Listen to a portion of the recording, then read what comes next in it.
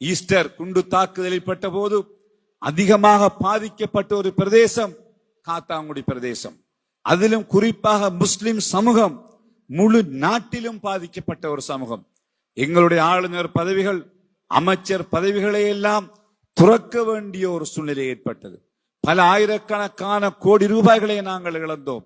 கடைகளை மூடி இருந்தோம். வீடுகளை விட்டு வெளியே வர முடியாத அளவு பல்வேறுபட்ட துன்பங்களையும் தூரங்களையும் மொத்த முஸ்லிம் சமூகமும் இந்த ஈஸ்டர் தாக்குதலூடாக பாதிக்கப்பட்டது.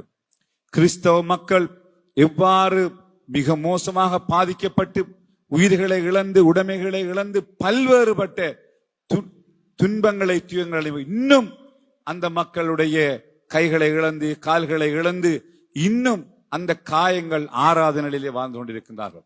இது தொடர்பிலே அதிமேதகு ஜனாதிபதி அனுரகுமார திசாநாயக் அவர்கள் அது தொடர்பான விசாரணைகள் இடம்பெறுகிறது.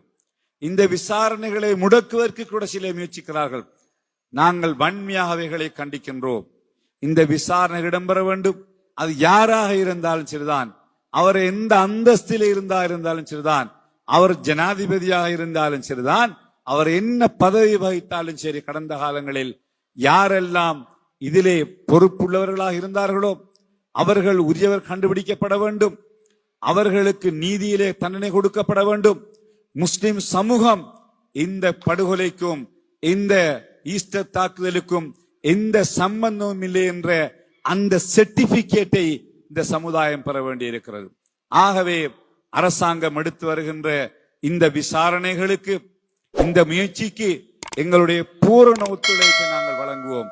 அவர்களுடைய அந்தஸ்து, பதவி, பட்டங்கள், பொருளாதாரங்களை பார்க்காமல் யாராக இருந்தாலும் சரி அவர்கள் கைது செய்யப்பட வேண்டும். அவர்கள் விசாரிக்கப்பட வேண்டும். விசாரணைகளுக்கான தீர்வு கொண்டு வரப்பட வேண்டும்.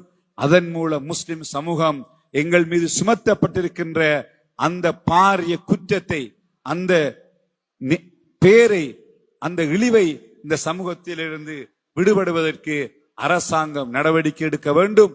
அதற்கு எங்களுடைய முழு பூரண ஒத்துழைப்பையும் முஸ்லிம் சமூகம் தருவதற்கு ஆயத்தமாக இருக்கிறது என்று கூறி